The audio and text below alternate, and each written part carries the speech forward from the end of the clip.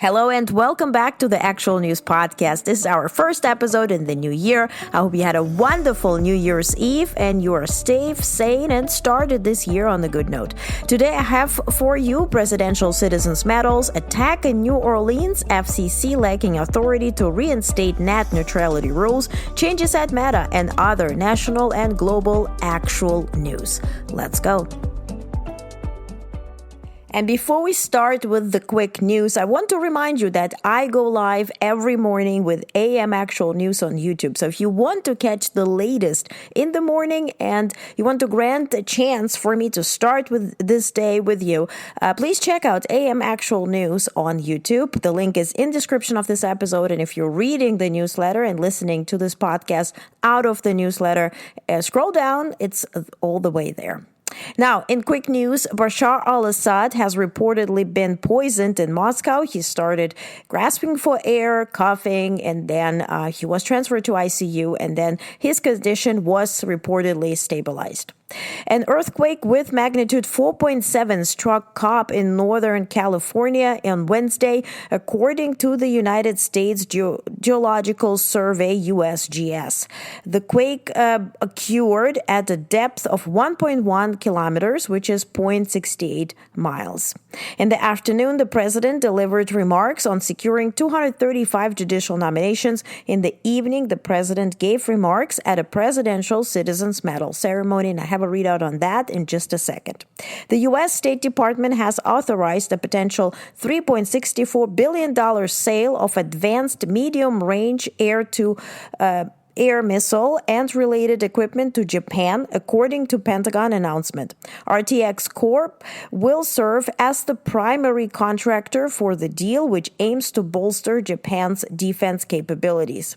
An Israeli hostage held by Gaza's Islamic Jihad militant group has attempted to take his own life, according to a spokesperson for the group's armed wing in a video posted on Telegram on Thursday. A large fireworks accident in Honolulu on New Year's Eve left 3 people dead and injured dozens, NBC News reported. President-elect Donald Trump stated that he would attend next week's state funeral for Jimmy Carter, the former U.S. president who died on Sunday at the age of 100, and predicted that only House Speaker Mike Johnson could win the vote for the House's top job. And by the way, the vote will be on Friday, tomorrow.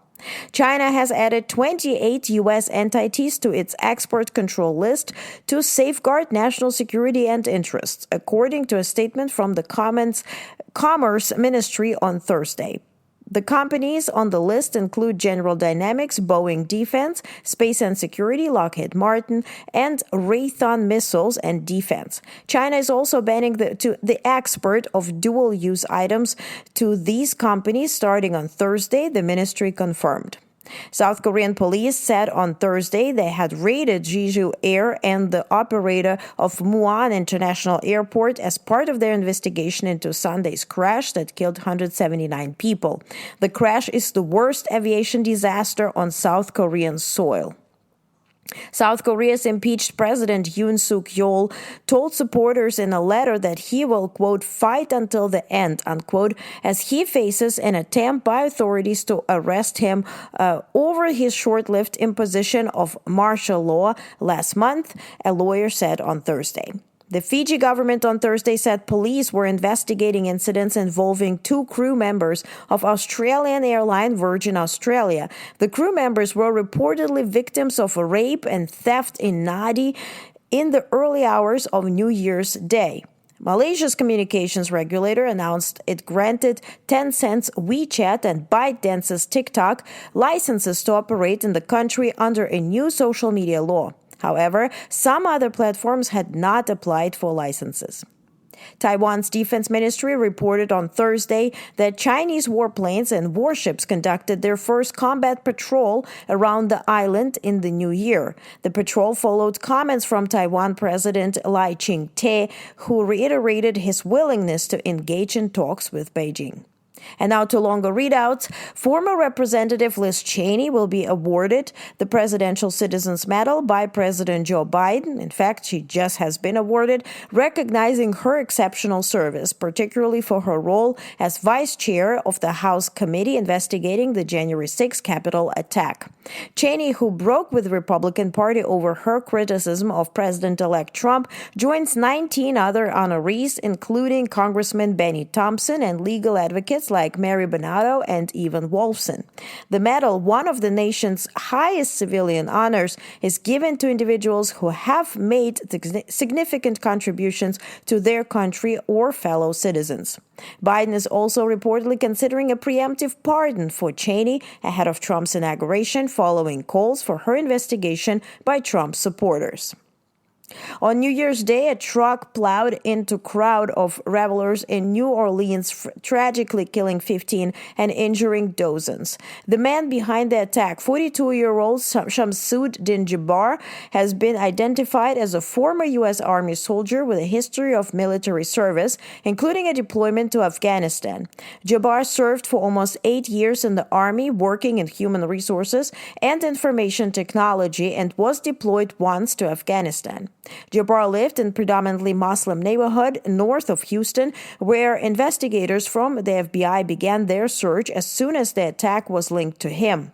His ex-wife's husband reported that Jabbar had been acting erratically in recent months, adding to the growing concerns surrounding his behavior. Authorities have yet to confirm whether he had ties to ISIS, and investigations are ongoing to determine if he acted alone in the attack. The brutal incident has shaken the nation, and President Joe Biden addressed the country on the tragedy. Investigators continue to piece together details of Jabbar's life and possible motivations as the community grapples with shock of the New Year's Day massacre. Authorities have urged anyone with information regarding Jabbar's activities or possible connections to extremist groups to come forward as they continue their investigation into this devastating attack. Well, another tragic explosion occurred, this time outside Trump International Hotel. A devastating explosion involving a Tesla Cybertruck outside the Trump International Hotel in Las Vegas on New Year's Day resulted in 1 death and at least 7 injuries. Authorities are continuing to investigate the incident, which occurred on Wednesday morning.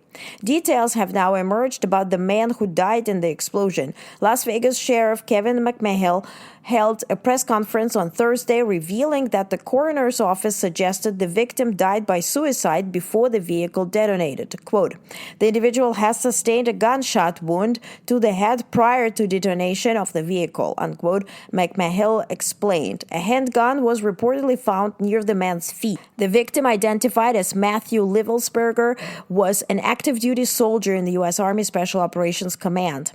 He, a highly decorated Green Beret, has been on leave from his military duties at the time of the explosion. He had served in various locations, including Afghanistan, Ukraine, and Tajikistan, since joining the military in 2006. The explosion occurred on the circular driveway in front of the hotel's glass doors, with the vehicle caught in flames before it was extinguished. The blast left a large portion of the area damaged, and emergency services rushed to the scene to treat the injured and investigate the cause of the incident. This tragic event has prompted further scrutiny and questions about the circumstances leading up to explosion. Investigators are looking into the connection between Livelsberger's death and the explosion, while also assessing any potential issues with the vehicle that may have contributed to the incident. Now, law enforcement across the United States has ramped up security following a deadly New Orleans truck attack and an explosion outside the Trump Hotel in Vegas, as concerns grow over potential threats during a month filled with high-profile events. In Washington, heightened security measures are in place for 2 major events: the January 9th state funeral for former President Jimmy Carter and President-elect Donald Trump's January 20th inauguration. Trump, who also will also hold a victory rally on January 19th at Capital One Arena, which has already seen increased security measures. The certification of Trump's election victory on January 6th, designated a national special security event, will involve the U.S. Secret Service taking the lead in ensuring safety. In New Orleans, authorities are investigating the motives behind U.S. Army veterans' truck attack on New Year's Eve, which left 15 dead, including the suspect. Security has been bolstered ahead of the Sugar Bowl and upcoming Mardi Gras celebrations with expanded perimeters and National Guard deployment.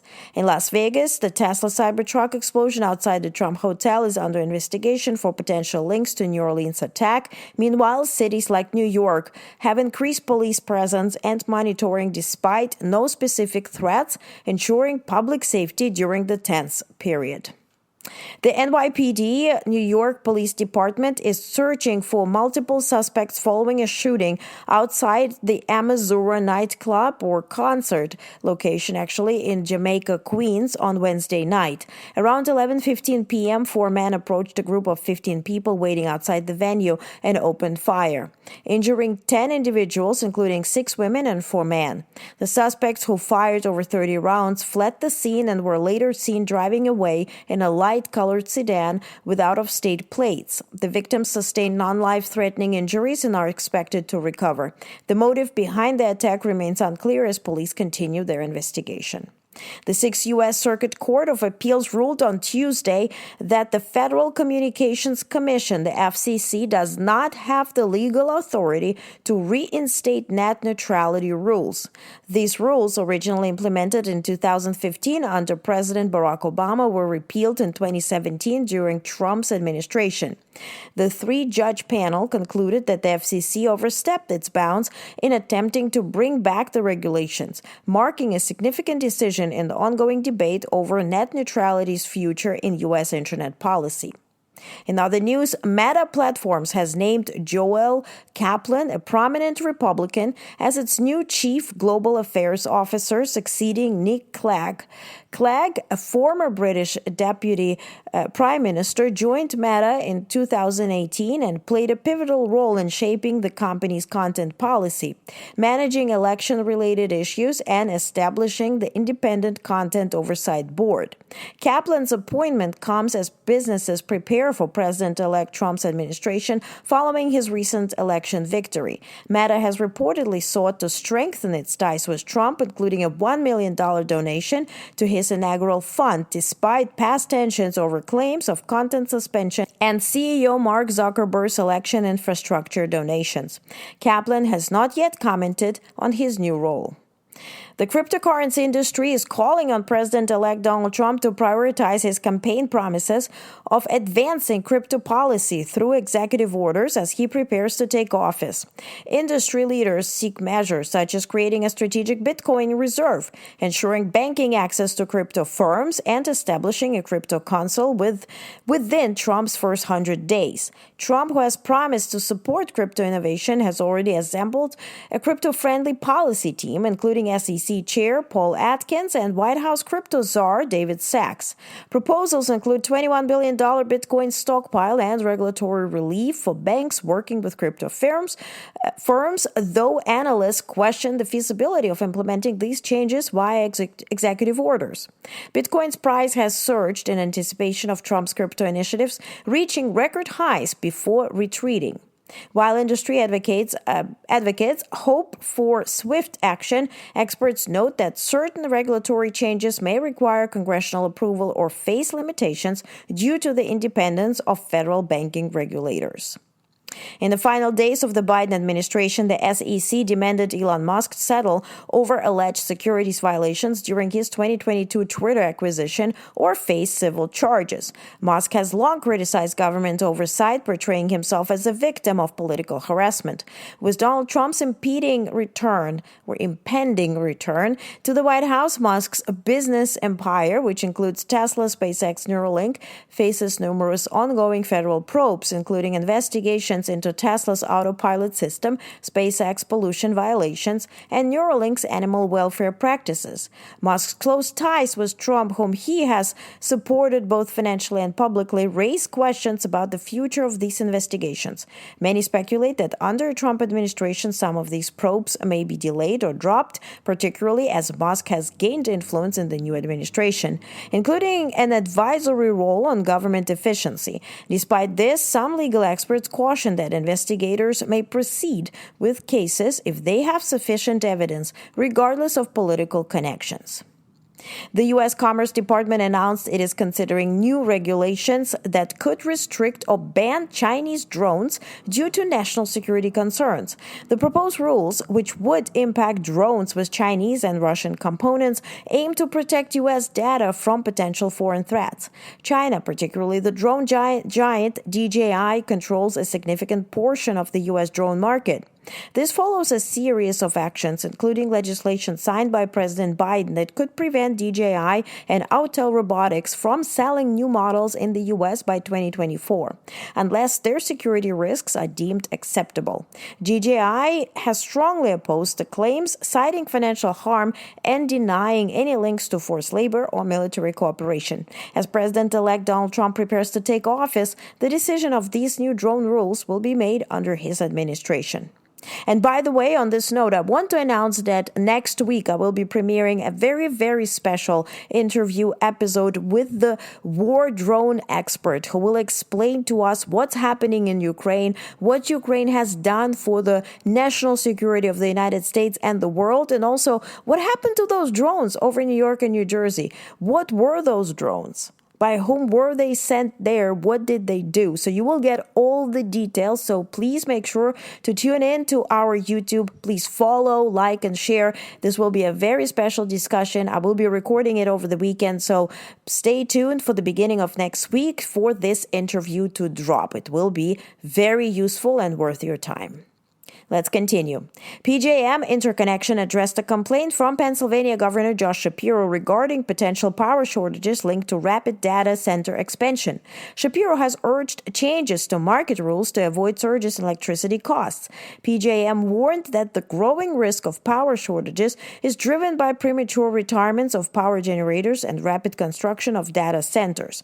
In response, PJM has proposed lowering market price caps and accelerating the integration of new power generation projects to elevate high-demand issues. Serving nearly 65 million people, PJM has faced increasing scrutiny over announcing record-high payments to power plants following its recent capacity auction. Japan's Nippon Steel has proposed granting the U.S. government veto power over any future cuts to U.S. Steel's production capacity as part of its efforts to gain approval for acquiring the American steelmaker. The proposal was submitted to the Committee of Foreign Investment in the U.S., the CFI-US, which referred the decision to President Joe Biden, who must decide by January 7th. If Biden does not act, the merger will be automatically approved. Nippon Steel has pledged a 10-year commitment to maintain production levels at U.S. Steel's domestic mills unless a Treasury-led review panel approves cuts. Both companies have yet to comment on the proposal. Argentina has filed a complaint with the International Criminal Court, ICC, against Venezuela, accusing it of the forced disappearance of Nahuel Gallo, a member of its gendarmerie. Gallo, who was detained after attempting to enter Venezuela from Colombia to visit family. Tensions between the nations have escalated since Javier Milei assumed Argentina's presidency in late 2023, compounded by Venezuela's contested July presidential election that saw Nicolas Maduro claim victory. While Argentina demands Gallo's immediate release, Venezuelan authorities allege he is linked to groups planning destabilizing and terrorist activities. Argentina's foreign ministry affirmed its commitment to pursuing all legal and diplomatic means to secure Gallo's rights and release. Panama's migration authorities reported a significant 42% decrease in migrants crossing the Darien Gap in 2024 compared to record high in 23.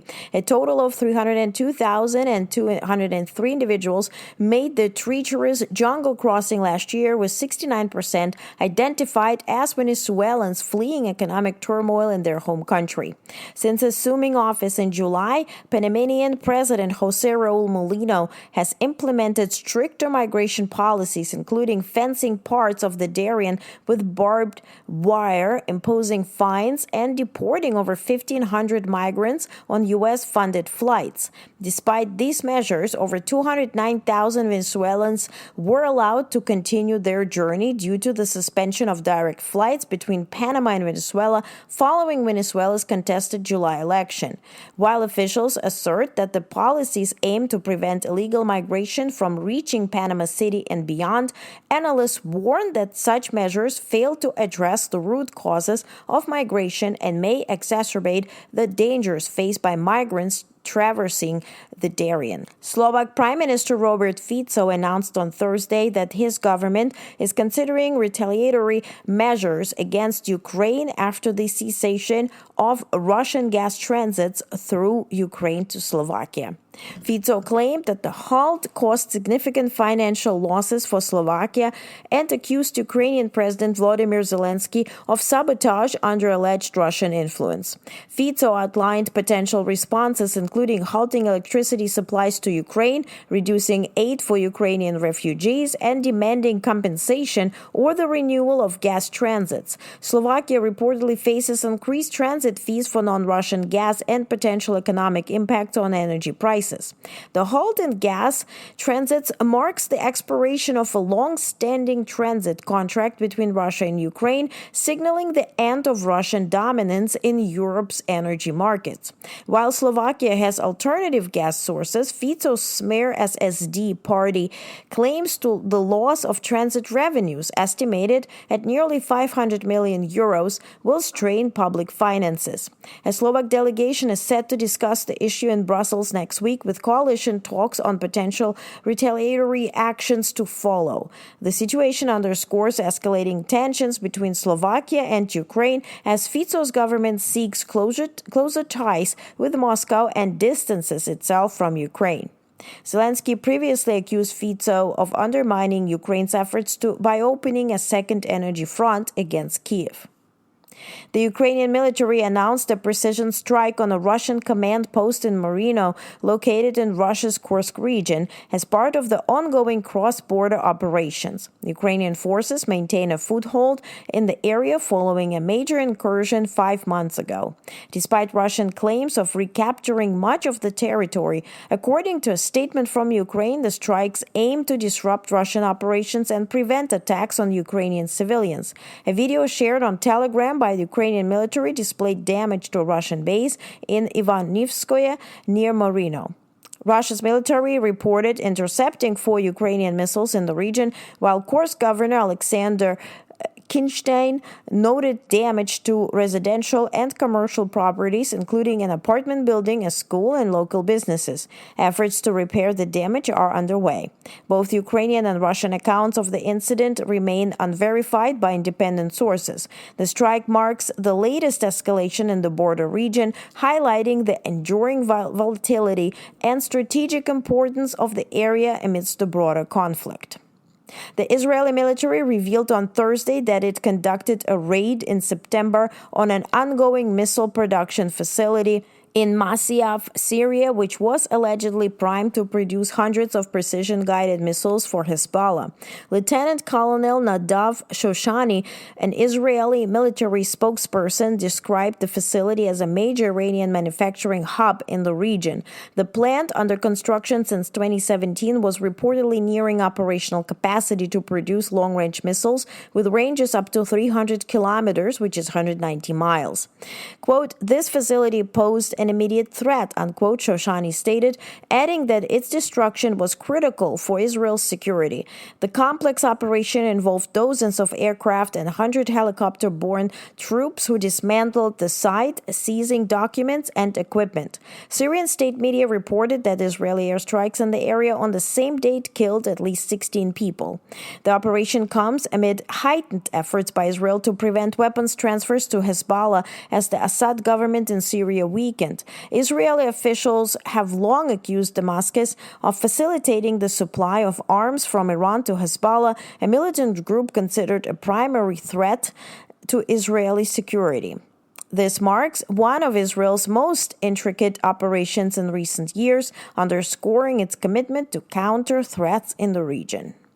Former Israeli Defense Minister Yoav Gallant, known for frequently diverging from Prime Minister Benjamin Netanyahu and his far-right allies, announced on Wednesday that he was resigning from the Knesset. Gallant has been fired by Netanyahu in November following disagreements over the war against Hamas, but retained his parliamentary seat. In a televised statement, Gallant explained that, like on the battlefield, there are times in public service when one must stop, assess, and choose a new direction. Gallant had clashed with Netanyahu on various issues, including military exemptions for ultra-Orthodox Jews. He was also dismissed by Netanyahu in March 2023 after calling for a halt to controversial judicial reforms, sparking widespread protests. Both Gallant and Netanyahu face arrest warrants from the International Criminal Court for alleged war crimes related to the Gaza conflict. Elon Musk is poised to host Alice Weidel, the leader of the far-right Alternative for Germany, the AfD party, in a live interview on his social media platform X ahead of Germany's February 23 national election.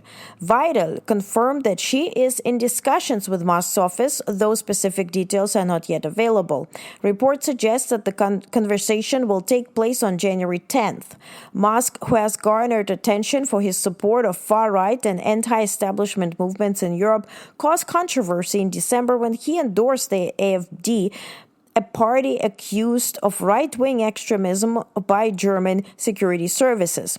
The AfD, known for its anti-immigration and anti-Islamic stances, is considered a dangerous and undemocratic force for Germany's mainstream political parties. Musk has voiced criticism of German leaders, labeling Chancellor Olaf Scholz as incompetent fool and calling President Frank-Walter Steinmeier a tyrant for opposing the AfD.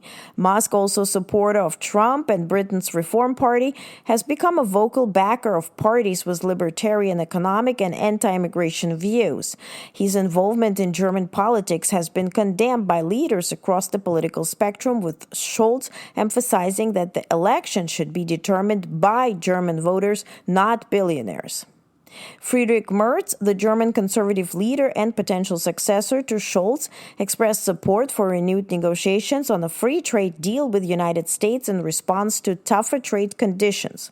Merz, in an interview with German news agency dpa, emphasized that Europe should focus on restoring competitiveness rather than imposing tariffs in response to U.S. economic policies under President-elect Trump. He suggested that a new European-American initiative for joint free trade could help prevent a harmful cycle of tariffs. With Trump set to take office ahead of Germany's federal elections, Merz warned that the U.S. could impose high tariffs on EU goods, which would particularly impact Germany's economy. Now, China's Ministry of Commerce has proposed new export restrictions on technologies used to produce battery components and process critical minerals like lithium and gallium. The changes, outlined in a document issued Thursday, would expand Beijing's previous restrictions on these materials, where it holds a global dominance. The proposed rules target technologies involved in manufacturing cathodes for batteries, as well as methods for extracting and processing lithium and gallium. While the changes are open for public comment until February 1st, the document does not specify when these restrictions may be implemented. If enacted, these restrictions could significantly affect the global expansion of major Chinese battery makers such as CATL, Gotion, and Eve Energy. The restrictions come amid ongoing trade tensions, particularly with the United States, where President-elect Trump has indicated he will leverage tariffs and trade restrictions against China. China's National Health Commission, NHC, plans to address gaps in mental health services from 2025 to 27, focusing particularly on children and adolescents. The initiative includes setting up a mental health hotline, establishing regional mental health centers, and expanding outpatient services nationwide. This effort comes in response to an increase in mental health issues, particularly after several violent incidents in 2024. According to the World Health Organization, 54 million people in China suffer from depression and 41 million suffer from anxiety. By 2025, outpatient services for mental and sleep disorders will be available at hospitals across the country, and more than 95% of schools are expected to have mental health education programs. Economic pressures, driven by slowing economy and fewer employment opportunities, are worsening mental health concerns in China. Factory activity across Asia ended into 2024 on a soft note, with manufacturing in China and South Korea slowing, while Taiwan and Southeast Asia showed some signs of recovery. December's Purchasing Managers' Indexes (PMIs) revealed a modest growth in China, with a slight dip in Caixin S&P Global PMI, signaling only slight expansion. South Korea and Japan also reported shrinking factory activity, while Taiwan stood out with robust growth, driven by strong demand from Asia, Europe, and North America. The outlook for 2025 is clouded by trade uncertainties, with President-elect Trump's threat of imposing significant tariffs on major trading partners, including China, Mexico, Canada, adding to global economic risks. Russia launched a drone strike on Ukraine's capital, Kyiv, early Wednesday, killing one person, injuring 6 others. The attack caused significant damage to buildings in 2 districts, including a residential block where 2 floors were partially destroyed. Rescue teams retrieved the body of a woman from the rubble. The National Bank of Ukraine's building was also damaged by drone debris. Mayor Vitaly Klitschko confirmed that air defenses successfully repelled part of the attack, with Ukraine's military reporting the downing of 63 out of 111 Russian drones launched overnight. President Volodymyr Zelensky condemned the strike, highlighting Russia's continued focus on harming Ukraine even during the New Year period. Russia's airstrikes have been a consistent tactic throughout its nearly 3-year invasion. Romania and Bulgaria officially became full members of the European Union's Schengen free travel area on Wednesday, removing land border controls and joining 25 other EU member states in facilitating passport-free travel. The symbolic moment was marked by fireworks at the Friendship Bridge on the Danube River, where the interior ministers of both countries raised a barrier just after midnight. While air and sea checks were lifted earlier in March 2024, land border checks continued until Austria lifted its veto last month, which had been based on concerns over irregular migration.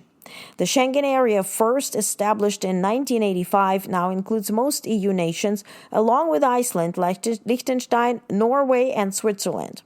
Ireland and Cyprus remain outside the zone. North Korean leader Kim Jong-un and his daughter Yoo-ae participated in New Year's celebrations, which included fireworks and an ice dancing display, according to state media KCNA. Senior officials were also present at the event, although Kim did not deliver a speech. On the preceding day, KCNA reported that Kim had sent a letter to Russian President Vladimir Putin, reaffirming North Korea's commitment to strengthening its comprehensive strategic partnership with Russia. Iran and 3 European countries, Britain, France, and Germany, will resume nuclear talks on January 13th in Geneva, according to the Iranian Deputy Foreign Minister Kazem Garibabadi.